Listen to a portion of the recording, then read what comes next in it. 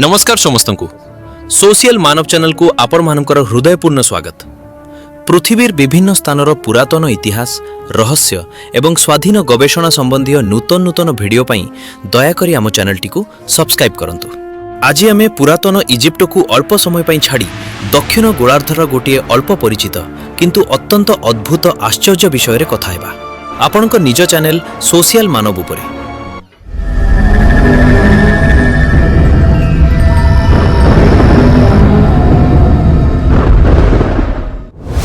एहारो नाम split Apple rack, जहां New Zealander south Islander उत्तर उपकूल रे अवस्थित।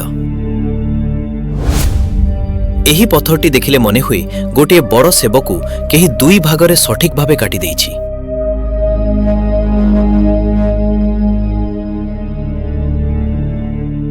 मार्टिन डूत्रेंको गभीर गवेषणा अनुसार एही पत्थरटीर खगोलिक और पंजिका मूल्य अत्यंत गुरुत्वपूर्ण थिला। एही भिडियोटी ग्राहम हैनकॉक वेबसाइट रे प्रकाशित गोटे लेखार संक्षिप्त आकार।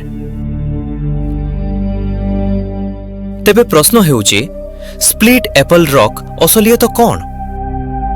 एहा गोटे 238 टन ओजनर विशाल ग्रानाइट पत्थर जहाँ अन्य कठिन अग्निज पत्थर उपरे सठिक भावे बसिछि।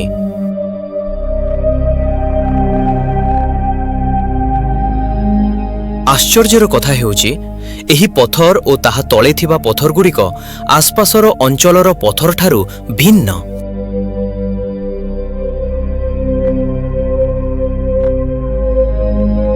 या कोन सुचाए एही विशाल पत्थरटी एठाकू आना दैछि। पत्थर तले थिबा बोल्डर गुड़िक गोटे छोट मानव निर्मित द्वीप सृष्टि करिछि जहा पत्थर को मूल भूमि ठारू अलगा करे। यह स्पष्ट एही पत्थरटी को एठारे रखिबा पछरे निश्चित किछि बड़ कारण थिला। मध्य भागरे थिबा सेही सीधा भाग देखिले मने हुए जेपरि कौनसी उन्नत जंत्र द्वारा अत्यंत सठिक भावे काटा जाइछि। शीतकालीन सॉल्स्टिस दिन सूर्योदय समय रे सूर्यर प्रथम किरण एही वी आकृतिर फाट सह सठिक भावे मेल खाए।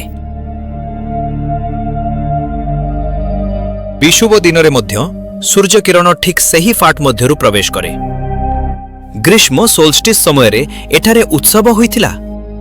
238 टन ओजनर पत्थर को समुद्र पार कराइबा एक असाधारण इंजीनियरिंग कार्य।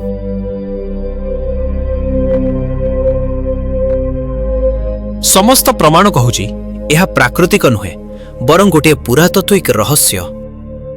इतिहास जहाको भूलीगला सेही अजଣା सभ्यतार यह गोटे नीरव साक्षी। एही भिडियोटी देखिथिबारु धन्यवाद। भल लागिथिले लाइक करंतु, सब्सक्राइब करंतु एवं कमेंट करी निज मत दियंतु। जय जगन्नाथ।